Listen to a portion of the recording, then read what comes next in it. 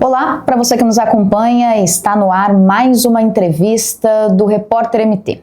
Hoje, bancada tripla, aqui estou com dois convidados. Ao meu lado direito, José Antônio Pinto. Seja muito bem-vindo ao Repórter MT, José. Muito obrigado pelo convite. E ao meu lado esquerdo, Paulo Itacarambi. Seja muito bem-vindo também aqui ao Repórter MT. Um prazer tê-los os dois aqui na bancada. Eles que são proprietários da maior parte das terras que estão invadidas, né, e foram invadidas na região do Contorno Leste. Vamos falar um pouquinho sobre isso também, esclarecer como é que está o andamento desse processo. Então, antes da gente ir para a situação que está hoje, eu queria perguntar para vocês, voltando um pouquinho no tempo, a invasão começou em 2023, né, em fevereiro de 2023. Perfeitamente. No nosso caso, foi no dia 28 de janeiro de 2023. Certo. O do São Paulo foi poucos dias depois, foi logo no início do carnaval. Isso. Exatamente, na sexta de carnaval. Uhum. E naquela época, o que vocês fizeram? Com quem vocês chegaram a conversar? Tentaram alinhar o que estava acontecendo? Quais foram as primeiras medidas que vocês tomaram para impedir essa invasão? Bom, Karine, no nosso caso, aquela propriedade é uma área rural. Uhum. Né? A gente produzia Nelore de recria e cria. Nós temos um galpão de oficina mecânica, temos uma pista de pouso homologada há muitos anos, desde 82. Então a gente estava trabalhando na área. Sim. Inclusive, no primeiro dia eu estava trabalhando com uma máquina, uma carregadeira, e quando eu percebi o movimento de gente, eles começaram a despejar material na nossa propriedade, eu comecei a afastar o material. A minha máquina foi cercada por muitas pessoas, me derrubaram da máquina, tentaram me enforcar, e eu fui salvo por uma guarnição da Polícia Militar que percebeu a movimentação muito grande naquele local, né? Então, desde o primeiro dia, foi uma invasão muito bem orquestrada, com vários equipamentos, caminhões, caminhonetas, gente estourando foguete para reunir o pessoal, uma logística bem apurada. Ato contínuo, a gente entrou na justiça, viu que a gente não conseguiria dialogar e nem conter a invasão, certo? A gente entrou na justiça, conseguimos a reintegração logo de cara. A mesma situação do São Paulo também. Depois que invadiram a área deles, foram ampliando a área e chegaram na nossa. Nós somos vizinhos dele. Sim. Né, o sítio da minha família. Aí cortaram o arame, 2 irmãos meus foram até eles, né, informando, olha, essa propriedade aqui, temos documento, tudo certinho e tal. Para nós esse documento não tem valor nenhum. Né? E aí meus irmãos tentaram convencê-los, eles falaram, você conversa aqui com o líder nosso. Né? Colocou no zap, o líder mostrou um fuzil, né, na mão e falou, olha, vocês vão resistir? Vocês estão preparados? Né? Aí não tinha mais conversa. Né? Final da tarde, no meio do vai mato. Dialogar, um sendo enforcado aqui meus do irmãos lado, saíram, o outro ameaçado com arma. Isso é um roubo à mão armada, certo? É Literalmente. disso que se trata. Com fuzil, roubou a terra. Né? Então, saíram de lá, vão pedir a proteção da polícia. Fez o BO, a polícia disse que não podia ir, estava sem efetivo, tá? E passou o carnaval. Porque se a polícia intervisse imediatamente, diz o governador do estado que em 24 horas tira todo mundo. Né? Não interviu. Né? Então, aí nós tivemos que pedir a proteção da justiça, entramos com pedido de Só que nesse meio termo, Karine, a gente também tomou outro tipo de providência. Além de entrar na justiça, a gente conhece o Código Florestal porque a gente é proprietário de áreas rurais, a gente sabe como... propriedade é de 1967, 67, né? Meu pai era preservacionista, ambientalista, né? Então a gente tem que ter o conhecimento, um pouco de conhecimento para não ser multado, não acontecer nada. Inclusive, a gente foi até a SEMA, a DEMA, avisamos que a área estava sendo desmatada o tempo todo, e a única providência que foi tomada foi uma multa confeccionada no nosso nome. Eles nos multaram pelo desmatamento dos invasores. A juíza da causa determinou que uns poços artesianos que tinham sido construídos, confeccionados lá, fossem destruídos, né? Então ela convocou a SEMA para acompanhar e identificar mais poços, né? A SEMA não compareceu. Então, naquela ocasião, fomos os proprietários, os advogados e os oficiais de justiça. E nesse meio também a gente foi ameaçado lá. A minha irmã, inclusive, que é a primogênita da família, gravou um vídeo das ameaças in loco, né? E isso foi parar também nos autos da CPI. A gente mandou todo esse material para uma CPI estadual. Pois é, então, pegando a sequência, nós pedimos a liminar, a juíza deu a liminar em um mês, tanto para o caso do Zé Pinto quanto da nossa família. Né? Essa reintegração seria feita ela determinou que faria junto as duas, não ia fazer nenhuma separada, porque eram as mesmas pessoas, né? O mesmo grupo. Ia fazer junto. Então, quando pensava em fazer, recebeu um comunicado do STF impedindo de fazer a reintegração, porque tinha que seguir toda uma determinação da DPF, acho que é 828, né? E a juíza encaminhou isso, então, seguindo determinação do STF, encaminhou para uma comissão de conflitos fundiários que visitou o local, passou a adotar todos os procedimentos da DPF, né? E pediu para a prefeitura fazer um levantamento, a prefeitura do prefeito passado, da gestão passada, fazer um levantamento da situação de vulnerabilidade das famílias. Quantas famílias tinham, que situação estavam. Isso, a prefeitura fez esse levantamento. Na época, ela identificou 17 famílias vulneráveis. Só que a prefeitura fez esse levantamento e identificou 17 famílias vulneráveis, mas quando apresentou para a Comissão de Conflitos Fundiários, falou, olha, o nosso relatório não está muito bem feito porque os pesquisadores se sentiram ameaçados e não fizeram a visita em todas as famílias. Deixaram, o relatório foi preenchido numa bancada que ficava fixa, as pessoas passavam lá. Então, com essa insegurança, a Comissão de Conflitos Fundiários pediu um relatório para o governo do Estado. O CETASC. Sim. Né? Então, o governo do Estado fez um relatório perfeito, visitou todos os lotes. Nessa época, já tinha passado 2 anos, já tinha 850 lotes ocupados. Isso em 2025, né? Passaram 2 anos? Era final de 2024. Já tinha 850 famílias, 850 lotes de fato ocupados. Mas tinha um total de 2.600 lotes feitos já. O pessoal tinha recurso, rápido. né? Sim, tem recurso. Muito rápido. Que, né, não são famílias vulneráveis. Né? As pessoas têm recurso, desmataram, usaram máquina, né? Máquina pesada. Né? Puxaram energia. Fizeram poço artesiano. Então tinha... Né? E desde o princípio, por quem que eles foram apoiados? Pelo presidente da Assembleia Legislativa anterior, o Botelho. Sim. Foi desde o princípio apoiado pela autoridade pública. E eles fizeram uma invasão, roubo à mão armada, apoiado pela autoridade. Politicamente, né? Político. Agora, e esse relatório que o governo do Estado fez, é impressionante o resultado, porque tem 18 servidores públicos participando, estão lá com lotes, com CPF. Os lotes estão no nome deles. Eles se apresentaram como donos dos lotes. Sim. 18 servidores públicos. Tem 156 famílias com ficha criminal. 26 com ordem de prisão em aberto. Né?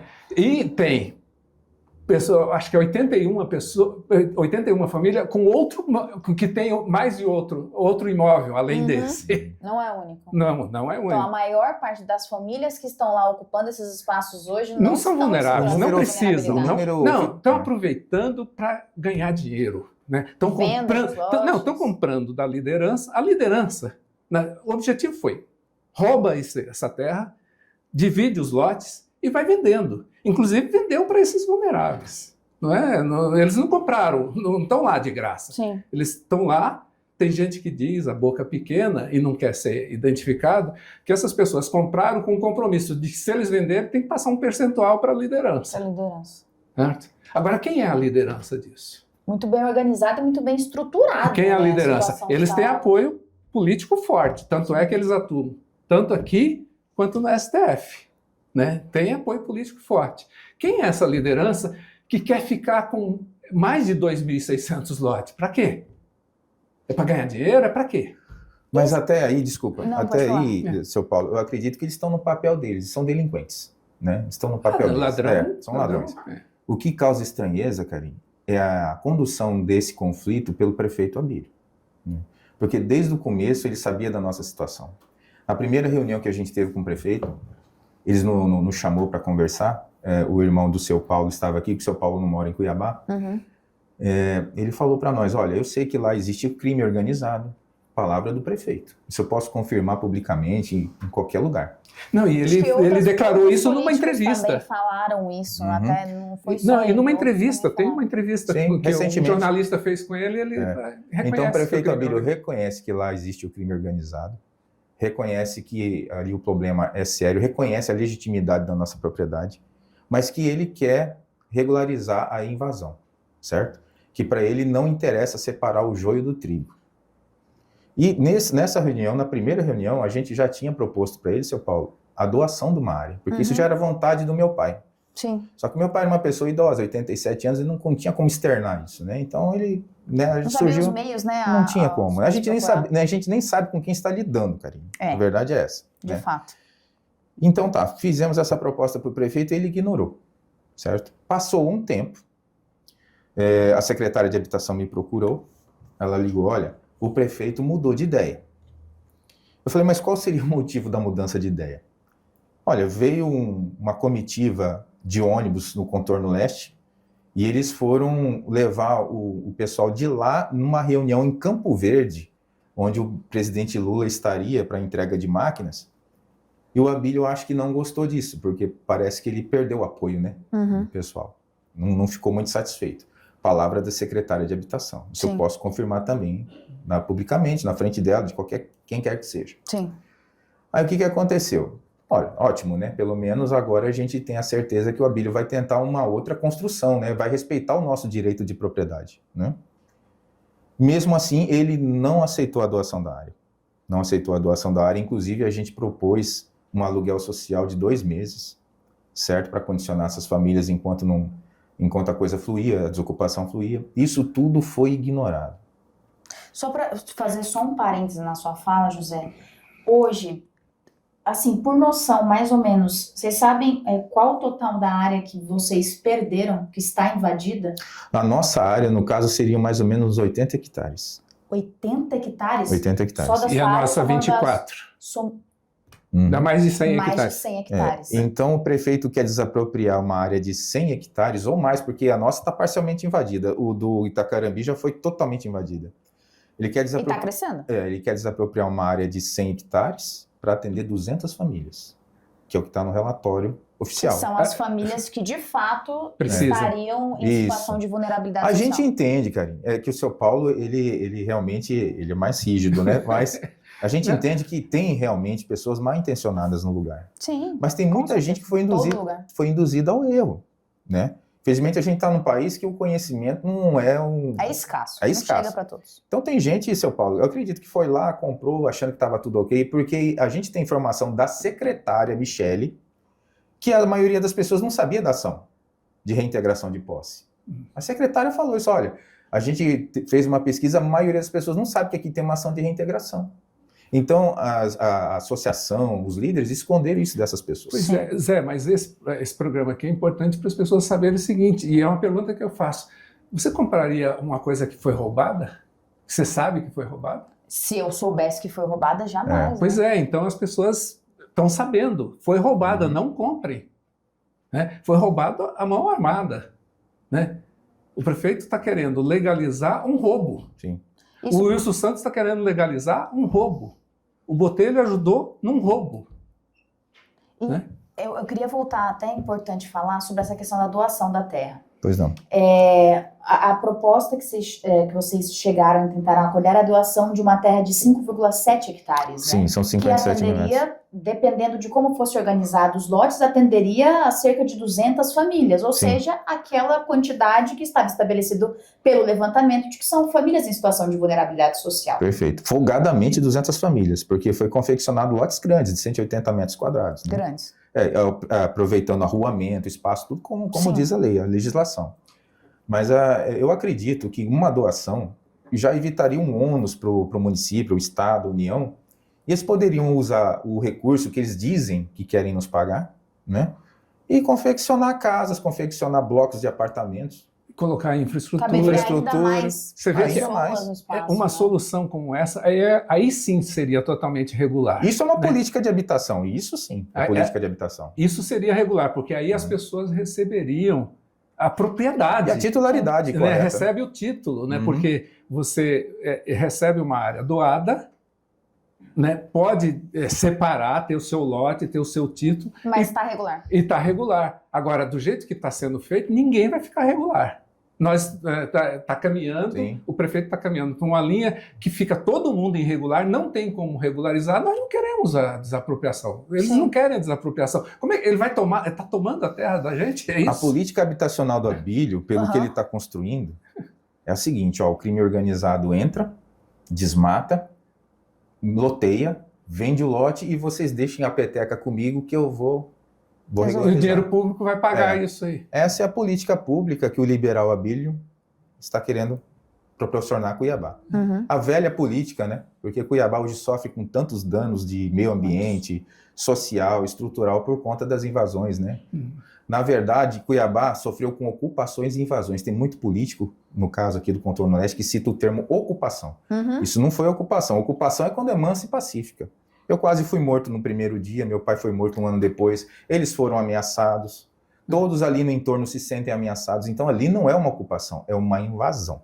Inclusive, até ia perguntar, trazendo um pouquinho para esse acontecimento que a gente relatou, a gente acompanhou, que foi o assassinato praticamente, né? A morte do seu pai, José, o seu João Pinto. Depois que aconteceu isso, vocês conseguiram voltar para aquela terra de alguma forma? Tem alguém naquela terra agora? Porque eu imagino que a insegurança tenha crescido muito.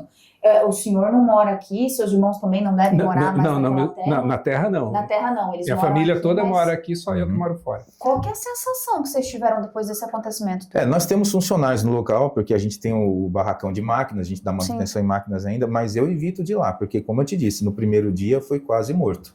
No dia da destruição dos postos artesianos, que a gente foi cumprir uma ordem judicial. Sim. A gente foi ameaçado novamente, entendeu? Então eu evito aquela região, infelizmente.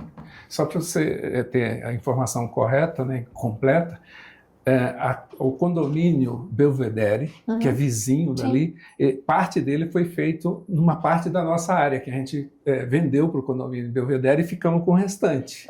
Né? Então, a partir desse momento, a gente não morou mais lá. Entendi. Entendeu?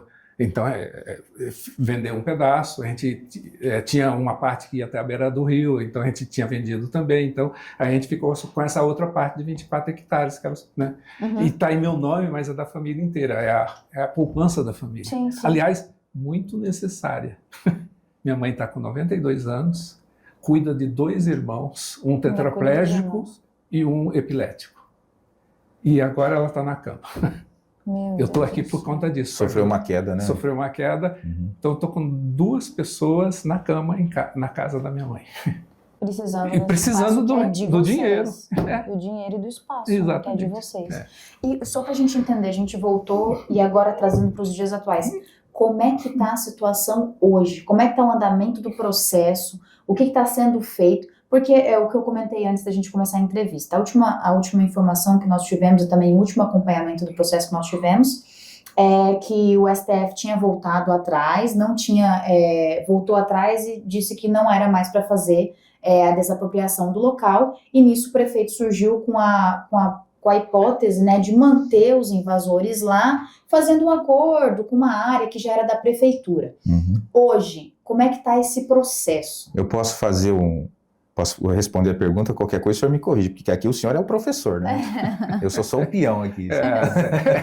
Ele complementa. Bom, o entendimento é o seguinte, que houve uma reclamação, um mandado de injunção, foi para Brasília, e como o ministro Dino, como o próprio Paulo disse agora, foi munido de informações contraditórias, né? Sim. Então ele suspendeu a reintegração temporariamente, certo? O julgamento do mérito ainda está para acontecer. Só que nesse intervalo de julgamento do mérito, ele, assim, em palavras mais simples para entender, ele chamou as partes para uma conciliação. Certo? Então a gente está esperando a data para ir nessa conciliação. Conciliação essa que a gente vai propor, que já tinha proposto aqui para o prefeito, para resolver o conflito da doação da área que foi escondida, né? E a gente vai levar todas essas possibilidades para Brasília. E essa mesa de conciliação é entre vocês, proprietários, vai levar também representante do município, do estado? Nós não temos essa informação ainda. Ah, tá, perfeito. Mas completando a informação que o José trouxe, antes do STF suspender, a Comissão de Conflitos Fundiários do Estado de Mato Grosso, né, fez o processo de negociação, né, convidou as partes para negociar. Sim. Os proprietários fizeram essa oferta que o José falou, de uma área doada. Né? O Estado já tinha levantado a situação, quais eram as famílias. A PM tinha feito já o plano de reintegração de posse, né? E onde a Prefeitura, inclusive, participava na comissão. O Ministério Público, a Defensoria Pública, a Prefeitura, o Governo do Estado. Né? Estava todo mundo ali. Né? A juíza. Né? Acontece que a negociação foi feita com uma parte só participando, a outra nem participou, porque o interesse deles é ter a terra e não resolver o problema questão social. Né? Então, aqui eu queria deixar bem caracterizado, a gente não está diante de um problema social, nós estamos diante de um problema de segurança pública. A parte social é só para poder justificar tomar a terra, né? Porque a parte social pode ser resolvida com a doação que foi feita. Né? Porque a gente está falando de 800 famílias. 850 famílias. 850 famílias, só que apenas 200 vulneráveis, né? Estão aptas, né? E aí, o que acontece? Esse relatório que a CETASC fez, quando ela fez a primeira análise, ela não analisou a situação das famílias que tinham ficha criminal, analisou todas as outras, mas essa aí ela não analisou. Sim. Né? Quando apresentou na Comissão de Conflitos Fundiários, a juíza determinou que analisasse essas famílias também. Né? E foi feito. Né? Foi feito um complemento no relatório analisando essas famílias. Então, a primeira identificação foram de 176 famílias vulneráveis. Aí foi feita a avaliação das famílias que tinham ficha criminal e isso ampliou para 200. Né? A informação que foi para o STF foi errada. Foi dizendo que essas famílias com ficha criminal não foram analisadas, né? E informaram que tinha 1.283 famílias. O ministro deve ter calculado o seguinte, 1.283 famílias. Normalmente a gente calcula que tem 4 pessoas por família, achou que tinha 5.000 pessoas. Achou que tinha, como não tinha analisado a situação das famílias com ficha criminal, falando, essas pessoas também podem ter vulneráveis aí. Né? Então, em função disso, ele mandou suspender a reintegração para poder fazer uma análise mais profunda. E determinou o seguinte, enquanto é feita essa análise mais profunda, a situação fica congelada, não pode ter mais ninguém. Não entra ninguém, não sai ninguém também. Isso. Mas isso não está sendo respeitado. Pois é, e aí ele determinou dessa maneira, né, e mandou isso para um núcleo de soluções consensuais do STF, que fica vinculado ao gabinete da presidência do STF. Então, o processo, nesse momento, está lá para ver se tem alguma solução conciliatória entre as partes. Por isso a reunião de conciliação. Exatamente, né? essa mesmo. Né? O prefeito achou por bem, esse negócio vai demorar, não vai dar certo, e desrespeitou a decisão do ministro. Desrespeitou a decisão da justiça. Né? Além de estar apoiando um roubo, desrespeitou a decisão judicial. Falou que ia regularizar, ia puxar energia, e depois que ele falou, uma semana depois, eu fui lá, fotografei, não entrei, né? Fotografei de fora, já tem energia já tem postes, uma série de postes com transformadores lá. Após um desmatamento. Na região invadida. Né? Então o pessoal tá colocando coisas, tá desrespeitando a decisão do STF.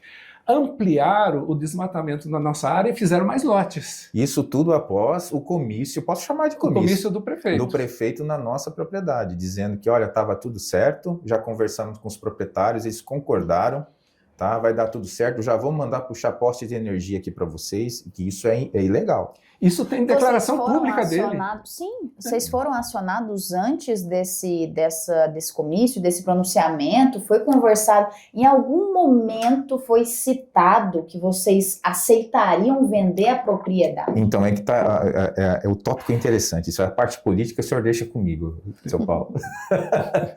O Abílio me procurou num domingo, né? Num sábado, falou, olha, vocês vêm aqui na prefeitura para a gente conversar, né? Sim. Fomos até a prefeitura e ele fez uma comunicação. Ele nunca, na verdade, todas as visitas que a gente esteve junto com o prefeito, ele sempre nos impôs. Ele nunca fez um ajuste, ó, vamos trabalhar para resolver isso junto, não. O negócio dele é uma imposição, sempre foi imposto. Então, eu falei assim, olha, eu vou desapropriar a área de vocês, porque vai enrolar demais, vocês não vão conseguir. E tudo bem, só que eu saí de lá daquele jeito, né? Eu já sabia da atitude do prefeito há muito tempo atrás, ele deu para trás novamente, tirou uma área que ele tinha colocado no processo, falou que vai desapropriar, vida que segue, vamos tentar ver o que a gente pode fazer juridicamente, né? Nessa conversa que vocês tiveram bem antes do pronunciamento dele. No sábado. No domingo, no dia seguinte, ele foi até o Contorno Leste, pegou alguns vereadores da base, inclusive a Catiúcha ficou meio brava, porque, segundo ela não foi informada que estava tudo certo, estava tudo pronto, eles foram lá fazer uma festa lá, né? Sim. Subiram no palanque, e a primeira-dama estava junto também, e noticiaram, olha, tá tudo arrumado, vai sair, vocês podem ficar aqui, já conversei com os proprietários, conversou conosco, não com eles, né? Na verdade, ele comunicou, tá? No domingo. Na segunda-feira, ele protocolou, junto à Procuradoria do município, um pedido de apreciação para desapropriação da área. Veja, ele não baixou um decreto, é um pedido de apreciação. E nesse pedido tem ali um certo número de CPFs ali, certo? Então ele confeccionou isso. Mas no dia do comício, a gente tem vídeos, inclusive, a gente pode fornecer para quem você quiser, né, para o pessoal da sua equipe. Sim. Ele dizendo lá no comício, seu Paulo, olha, a gente vai passar de casa em casa, vocês têm que receber a prefeitura. Vocês têm que receber, vocês têm que ficar em casa, a gente vai passar 2, 3 vezes o tanto que for necessário. Então a pergunta que fica, como ele protocolou no dia seguinte um número de CPFs, se ele no dia anterior estava pedindo para as pessoas ficarem em casa para receber a prefeitura, a Secretaria de Habitação? Então são muitas pontas soltas e tem muito mais para ouvir. Pode falar, seu Paulo. Não, por favor. Então... A questão é assim, o que nós queremos é que seja resolvido. Sim. Né? Nós não queremos simplesmente brigar com o prefeito, não queremos brigar com o Wilson, não queremos brigar com o A gente está se defendendo, na verdade. Sim, perfeito. E nós, muito menos com as pessoas que estão lá, nem conhecemos, nem sabemos quem é e nem queremos saber, certo? Agora... É a resolução para o problema. E essa resolução interessa não só a nós, interessa a toda a vizinhança, porque o problema é de segurança pública. Sim. Se tiver correto o que se fala, o que o próprio Abílio fala, o que os deputados falam, o que sai na mídia, de que o crime organizado que lidera esse processo, isso é ruim para todo mundo. Muito. Né? Então precisa resolver isso. E não é difícil resolver. Tá fácil, tem uma área doada, que atende o que precisa no levantamento. Tem um levantamento bem feito de quais são as famílias que estavam ali, oficial, quais são as famílias que de fato estavam ali, né? É só fazer a análise disso e colocar essas pessoas na área doada. O restante, né, que compraram uma coisa roubada, vai ter que arcar com isso. Sim. Ou o prefeito resolve de outro jeito. Agora, não dá para colocar dinheiro público para essa liderança ficar com uma área de 3 mil lotes. E vai continuar crescendo. Certo? Quer dizer, qual que é o negócio? Então o negócio é rouba, que aí alguém vem, desapropria e você a política vende, habitacional e você é ganha essa. O dinheiro. Né? Não dá para entender qual é o interesse em desapropriar. Qual é? Vocês acreditam que isso vai... ainda está em análise no STF e depende também do que eles mandarem de lá para cá, né? Porque agora é uma decisão federal. Mas vocês acham que isso vai estimular ainda mais novas invasões? Não só lá, que a gente está vendo que está crescendo a quantidade de invasores, mas em outras regiões. Mas não tenho dúvida, não tenho dúvida. Bom, se já não estiver acontecendo, a gente tem o termômetro de lá ainda. mesmo, né? Que aconteceu logo após o comício do prefeito, uma semana depois invadiram o resto da área. Desmataram e abriram o resto da área do São Paulo. E mais ali no entorno, todos têm medo. A gente tem informações de que o pessoal fica medindo chácara à noite lá, entendeu? Chácara à noite para invadir, então todos têm medo. Só que o que acontece? Agora nós temos a política estadual do invasão zero. Então nessa parte a gente tem que ser justo com o governo estadual, que eles estão monitorando a área. Tanto que a gente só não perdeu o resto, que são mais ou menos uns 30 hectares, por conta dessa política do governo estadual do invasão zero. Invasão zero. Pois é, mas poderia fazer mais, né? Porque sabe que lá tem gente com ordem de prisão em aberto. Por que não prende? Sabe que tem 18 servidores públicos e tem o CPF dessas pessoas. Por que não verifica quem é? Certo? Por que não impede de ampliar? Porque essa é uma determinação do STF. Né? Essa é uma determinação do STF. O governo do estado deveria impedir de ampliar. Nós fizemos o boletim de ocorrência, que foi feita a ampliação, tinha que ir lá e não deixar a ampliação, né, para que a decisão do STF tenha validade. Né? E o governo do estado pode resolver, porque é um problema de segurança pública. Aliás, precisa resolver. Sim. Porque se deixar a coisa se acomodar do jeito que está indo, o que vai virar ali, essa região? Todas as áreas ali não só perdem valor econômico, como as pessoas se sentem vulneráveis. Já está acontecendo um problema de eletricidade e tudo. E a companhia de energia não faz nada. Eu ia até perguntar, falando dessa questão da eletricidade, quais são as maiores dificuldades lá hoje? Tirando as que a gente já comentou, a própria questão da invasão, a própria questão da insegurança, o que vocês escutam dos moradores que ainda estão lá, que moram próximo ali da região que foi invadida no Contorno Leste? A principal reclamação são as quedas de energia, principalmente no final de semana, né? Sim. Então a gente recebe relatos de pessoas que ficam, às vezes, 3, 4 dias sem energia. O prefeito está ciente disso, que eu passei essas informações para ele, passei os áudios, passei o número das unidades consumidoras. Sim. Ele está ciente disso, certo? As autoridades todas têm conhecimento. Então, o maior, fora o problema de segurança pública, né? Porque todos ali têm receio também. E com razão, né? Teve alguma resposta com relação a isso? Do que seria feito, do que poderia ser feito para acabar com esse problema de quedas de energia? Olha, se ia ser mandado o prefeito ele me respondeu o seguinte, que não é a alçada dele que tem que ser direcionado à Energisa, né? Só que ele, como autoridade, né, constituída, ele tem mais peso de fazer um boletim, uma confecção, um boletim, um comunicado da Energisa, né, na Energisa, porque as pessoas lá têm medo de fazer comunicação. Você entendeu? Ameaça. Mas o furto de energia é visível. Qualquer um que passa sabe que ali é furto de energia roubada, né? Então o prefeito ele poderia tomar iniciativa, como ele está fazendo agora recentemente, tirando os fios de internet que estavam penduricados nos potes. Ele pode fazer isso também, porque o que impede? Não, a Energisa pode fazer. Se você não paga, o que a Energisa faz? Ela corta. Não paga, corta. Né? Se ela identifica um gato, o que ela faz? Ela vai lá e corta. O gato está lá. Chegamos no ponto que quem tem um padrão certo, correto, né? Porque para você colocar um padrão, você tem que seguir vários critérios, né? Sim.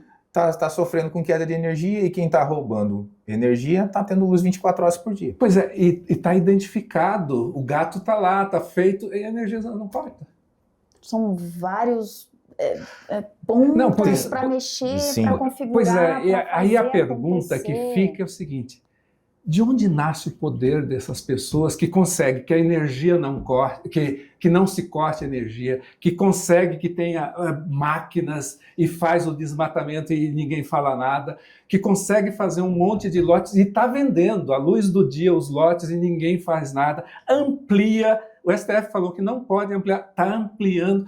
De onde vem o poder dessas pessoas? E de onde vem o poder para convencer o prefeito para fazer o seguinte: vamos desapropriar uma área de 2.600 lotes, sendo que não precisaria de 200 só. Esse restante é para quem?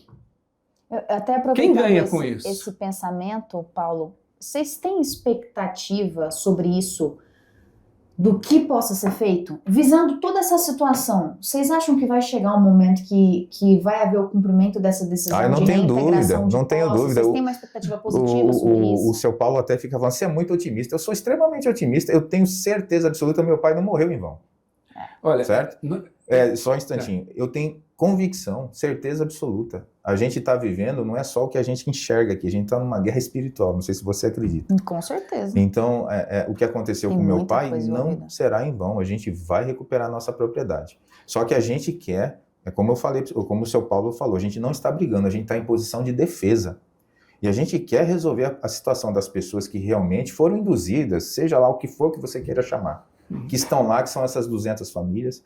A gente quer acolhê-las, porque elas, na verdade, não têm culpa. E a gente tem condição de acolher essas pessoas. Sim. Certo? O que a gente precisava era do poder público caminhando junto conosco e não do lado deles. do lado do furto de energia, do roubo de terreno, da ameaça, do desmatamento. A gente queria o poder público, estadual, municipal, do nosso lado, fazer o dever de casa. Porque eu vejo o prefeito Abílio falando tão mal do Lula, mas ele está fazendo uma coisa que poderia ser um marco zero para Cuiabá. Ele está deixando de fazer um marco zero em Cuiabá, acabar com essa cultura de invasão. Ele tem poder para isso, ele tem a nossa ajuda. A gente pode ir até Brasília, pedir recursos federais, trabalhar junto com o governo do estado, unir as vítimas com o poder público para fazer o que é justo e certo. Vocês estão abertos para essa conversa, né? Infelizmente, nós nunca tivemos esse tipo de conversa com o prefeito. Nunca tivemos. O que está na mesma linha, né, para responder a sua pergunta aqui, que a gente acredita? A justiça tem feito um caminho correto, né? Tem reconhecido os direitos, tem buscado resolver o problema social, contemplar o problema social. A justiça, só que a justiça está sendo muito morosa, né, e com dificuldade de andar, até porque tem gente impedindo. Sim. Né? Na hora que vai andar, consegue coisas na segunda instância, na terceira instância, consegue barrar. Né? Então a gente acredita que a justiça vai resolver isso. E as pessoas que estão atrapalhando vão pagar por isso. Sim. Né? A gente acredita nisso. Né? Agora, isso poderia ser resolvido mais rapidamente. Né? Inclusive, assim, se essas pessoas, os deputados que apoiaram e o prefeito, que foi lá com a primeira-dama, anunciar uma regularização num palanque, né? Se ele acha que com isso ele vai ganhar lá alguns votos dessas pessoas, ele está fazendo uma conta errada. Ele vai perder o voto do restante da cidade. Certo? Porque o restante da cidade está vendo o absurdo que é isso. De apoiar o crime organizado, de apoiar o roubo de energia, o roubo de terra, né? O crime ambiental, quer dizer, tudo isso sendo apoiado. Então, esses deputados vão perder voto, certo? E não ganhar. Ano eleitoral, né? Tem que então agora, como é que eles ganhariam o voto? Resolvendo decentemente isso. E a gente está disposto a participar da solução. Sim. Vocês estão abertos para participar da solução. E o que é resolver decentemente? Resolver para aqueles que precisam, claro, e eles terem um lote real deles e não uma situação ilegal. Não, e com dignidade, né? Com dignidade. Porque o recurso público tem que ser usado para isso. Para aplicar, porque moradia é função do município, do Estado e da União, é tripartite. Nós estamos doando a área, então dá para condicionar essas 200 famílias com dignidade, construir casas, blocos de prédio, usar o dinheiro público para isso. A gente não quer dinheiro público. A gente quer resolver o nosso caso. Agora, está faltando uma liderança boa nesse processo, né? E você tem um problema que o prefeito podia ser essa liderança e resolver, e como é um problema de segurança pública, o governador podia ser uma liderança e resolver, porque o problema de segurança pública cabe ao governador resolver. Mas vocês não acham que esse desentendimento, talvez, entre o município e o governo também está prejudicando essa situação? Porque com essa ideia do Abílio de proporcionar a regularização da área, o Mauro se posicionou dizendo que isso daí iria estimular novas invasões. Ou seja, de certo modo, eles não estão em um entendimento. Isso daí não está travando ainda mais o andamento do processo de vocês? Bom, eu acredito o seguinte... Só um pouquinho, vamos pegar esse caso o Mauro também está fazendo um raciocínio incorreto, né? Porque na hora que o prefeito fala de regularizar e ele acha que isso vai estimular, estimula se regularizar toda a área, quer dizer, né? Agora, se resolver o problema de uma maneira, não estimula. Esse que é o problema. Então, o Mauro está lavando as mãos com um raciocínio que é falacioso, né? Fala assim, olha, tem um problema de segurança pública aqui, o governador entra para resolver, acerta com o prefeito para resolver a questão dos vulneráveis, as pessoas vão perceber, falar, olha, os vulneráveis, o problema social está sendo resolvido, né? E isso vai impedir, isso sim que vai impedir outros casos, porque se não fizer isso, vai ver que é o seguinte, é só fazer que alguém chegue e regulariza para mim. Exatamente. Bom, respondendo a sua pergunta, eu não tenho assim conhecimento do relacionamento do prefeito com o governador, né? Mas pelo tratamento que ele tem nos dado, E eu acho que o Abílio é uma pessoa bem difícil de diálogo. Pode ser que falte mesmo essa aproximação com o governo estadual, né? Para poder pode ser que resolver. sim. Porque é o que a gente está falando, são várias instâncias. Sim, sim. Não é só o município, precisa do governo, precisa Porque federal, eu acho que precisa da decisão. eu entendo que se o município não dá conta, ele pode pedir ajuda para o governo estadual. Pode. Como foi no caso do relatório do CETASC, né? Olha, a gente não tem capacidade de fazer, o governo estadual entrou. Sim. Nessa situação também poderia, mas aí cabe pragmatismo, cabe diálogo, e pelo que a gente vê, tem visto ultimamente, isso tem faltado em todas as esferas, né?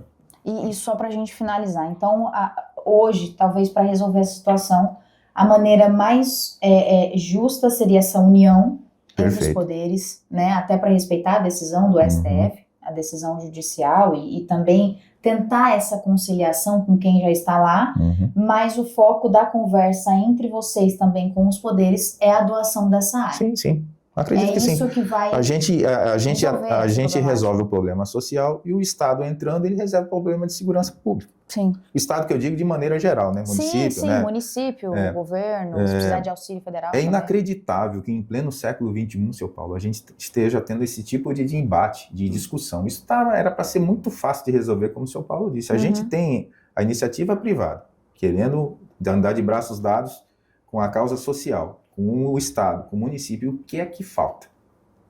É a pergunta que fica, o que é que falta? A questão e até eu levantei essa questão seguinte, se resolver desse jeito, né, os vulneráveis, as famílias vulneráveis ficam com a área, né, aí não vai ter 2.000 e poucos lotes para vender. Sim.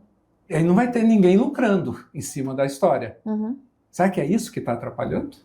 Outro ponto de interrogação. Dúvidas, né? Será que é isso? Pontos de interrogação com várias verdade. fechadas. Quem está ganhando com essa história de tomar uma área de mais de 100 hectares, lotear e vender? Quem é que está ganhando? Só abrindo um parênteses, o deputado Gilberto Catani, através de uma provocação até do próprio prefeito Abílio, numa rede social, o Abílio falou assim, olha, Catani, você podia fazer uma audiência pública para a gente discutir isso aí, né? E o deputado Catani, segundo me consta, ele está tentando fazer essa audiência pública na LMT, na Assembleia Legislativa. Sim, na Assembleia. Porque na Câmara Municipal houve uma audiência pública, mas eles só chamaram a parte contrária, os grileiros, o pessoal de lá. Os proprietários nunca foram chamados. Então já começa por aí. Sim. Então, desde o início da gestão do prefeito Abílio, foi construída uma situação para atender só um lado. Então, o que a gente está pedindo é respeito ao nosso direito de propriedade, à nossa dor, a dor da família Itacarambi, certo? E respeito também à ordem, né? Porque o que o Abílio está fazendo é tumultuando ainda mais a situação de Cuiabá. A gente precisa virar essa chave. E o prefeito tem essa chance. Também é talvez uma forma de se redimir, até pensando nesse período eleitoral que o senhor comentou, né? Tem várias pontas soltas aí. Muitas pontas soltas. A gente está se defendendo, como o seu Paulo. Tem a parte emocional, sentimental, de tudo isso que nós aconteceu. Não queremos briga o tempo todo, a gente está se defendendo. Só a gente esperou, porque, olha, você sabe que questão de terra é uma questão centenária, né? E muitas vezes se resolve na bala. A gente sempre procurou resolver dentro da lei. A gente nunca procurou na justiça, respeitou todos os trâmites. Fomos pacientes nisso aí, certo? Meu pai morreu esperando, né? Então, a gente não tem esse intuito de atacar ninguém. A gente só quer o nosso direito preservado. E em posição de defesa. Agora, me causou muita estranheza um prefeito que foi eleito no escopo político, que diz que respeita a ordem contra a invasão, inclusive boa parte da bancada na Câmara Municipal de Lemário também se diz contra a invasão, mas quando você vê eles na audiência pública que foi realizada em abril desse ano, do ano passado, 25, você vê o de Lemário de governo falando que, olha, nós vamos derrubar todas as liminares. Isso é quem tem política contra a invasão, que requer respeito de... Contradição, né? Uma contradição, entendeu? E quando eu fui na Câmara, ele falou assim, não, a gente vai conversar, o prefeito vai chamar vocês para dialogar, e isso não aconteceu, já tem 2 meses. Então, o que a gente está tentando é sensibilizar a opinião pública, porque é só a imprensa, vocês, a opinião pública, conhecendo os fatos, é que podem tentar fazer trazer o prefeito à luz daquilo que ele foi eleito. Pois é, mas tem uma questão que, assim, é preciso ter muita clareza, né? Dessas 850 famílias, tem uma parte que de fato precisa. Sim. As outras A ideia é dar lote para essas pessoas e dar lote vagos para elas venderem? Boa pergunta, por quê? Essa é a ideia do Abílio, essa é a ideia do você sabe Wilson que Santos. agora... Só um pouquinho. Né? Isso, quer dizer, tem lote que está desocupado. Dar esses lotes para a liderança que está lá. Sim. E quem é essa liderança? Não, e não é só isso. Tem famílias, agora a Casa Cuiabana houve aquele tumulto, né? 1.000 famílias sorteadas, 400 famílias dizem que não cumpre com os critérios para o sorteio, né? Então, foi uma coisa estranha, porque fizeram cruzamento de informação depois do sorteio. Eu acredito que o cruzamento de informação tinha que ser feito antes do sorteio, né? Mas tudo bem. Então, existem pessoas que precisam de casa e não invadem. E essas pessoas, o prefeito não liga? A prioridade dele são grileiros? Outro ponto de interrogação. Então, são várias coisas que a gente pode sensibilizar a opinião pública e tentar trazer o prefeito de volta para o escopo que ele foi eleito. Ele foi eleito pela lei e pela ordem. Para ajustar. Se o prefeito quiser resolver junto com a gente, vocês estão abertos os postos. Dá para resolver. Ainda dá tempo. Dá para resolver. O governador quiser resolver junto com a gente um problema que é do governador, que é da segurança pública. Dá para resolver. Certo? Então, o prefeito tem um problema dele, o governador tem um problema dele. Precisa resolver os dois. Tem a questão social e tem a questão da segurança pública, né? Que é o principal. Né? Toda a vizinhança. Só fazer, se você fizer matéria lá, fizer entrevista, né? As pessoas não vão pôr a cara, porque todo mundo tem medo. Nós também temos. Eu imagino. Certo? Por isso que a gente nem dialoga com as pessoas que invadiram. Eu contei o caso inicial. No começo, né? Contei o caso inicial. A pessoa falou, vocês estão preparados para resistir? Nós não estamos, nós não somos. Vocês não querem isso. Nós não entramos na violência. A violência não é o nosso caso. Certo? Agora, nós estamos dispostos a participar da solução. E tem uma solução proposta. E a solução foi elaborada pela Justiça daqui do Estado de Mato Grosso. Ministério Público, pela Justiça. A Comissão de Conflitos Fundiários elaborou uma sugestão com a participação da Defensoria Pública, do Ministério Público, da Prefeitura, né, o Corregedor do Estado, né, a PM, né, nós.